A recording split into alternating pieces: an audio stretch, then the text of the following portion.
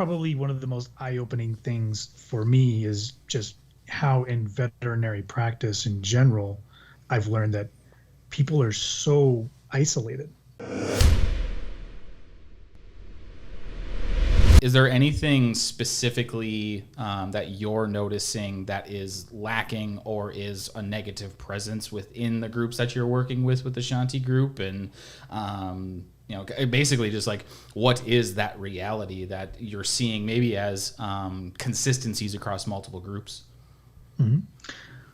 I mean, I think probably one of the most eye-opening things for me is just how in veterinary practice in general, I've learned that people are so isolated as a practitioner, or, even I guess I imagine as staff too. I don't have quite as much familiarity with that, but just how isolated people are and how they have to deal with these myriad of stressors. Like I had no appreciation, or I had no understanding for just how stressful Sure. a job it is to be a veterinary. And I think that to make the similarity to the veteran community, like both communities, very high stress, both exposure to death and also like in a sense that becomes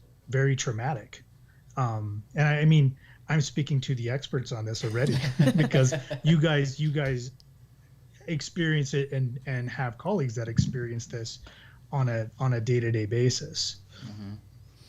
Yeah. And I think, same thing from a thought standpoint. I kind of used to make a joke. I mean, at least the idea of this isolation is that when you're in veterinary school, whether it be technical school, nursing school, doctor of veterinary medicine school, is there's this like idea where everyone is there together. We're all together as class. We're, trying to get through these, semesters, these exams. I mean, whatever it is, there is very much this group type environment. And then once you get out into actual practice, it's like, oh yeah, we're all this, close knit organization and this close knit group. And look at how great we are, except if you're in the same zip code.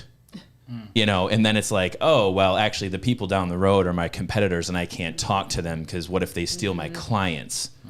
And we had talked about this at a last PAWCast where it's like there's so much business in today's world. And first of all, I don't believe that doctors actually own clients. I don't believe in that. I don't think clinics own clients. I think that it's people tend to go to where they are best served. And if they're not getting service at one location, they're going to go somewhere else. So it's like we're holding on to this like traditional perspective of we have this, really small access, or a small group of access as far as to build a business upon, and that I think further adds to our isolation. We even had a mentee that had come through, I think, towards the end of the fall.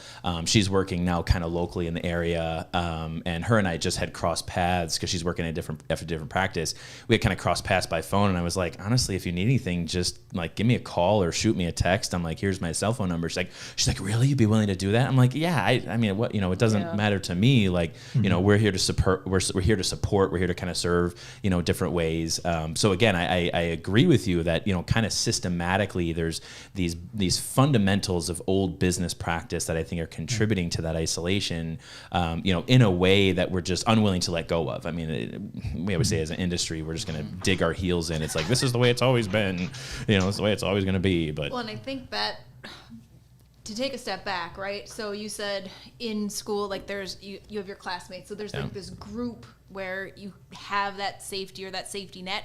But to a certain extent, it also teaches you or kind of fashions you to be ready to take on the enemy, right? Because, my classmates, this is my cohort, and we have to do better than you're always in competition with the other classes. They already pit you against each other. With the tech students, with the interns, with and so then we get into you get into your first practice and it's like, okay, where is my cohort? And so you're already you've already been taught to find the dividing lines instead of taught to become a team. Hey, you made it to the end of the video. Thanks for watching. If you want to watch this full podcast, go ahead and click up here. If you want to watch our newest podcast, go ahead and click down here. And if you want to subscribe to see everything else that we do, go ahead and click right here.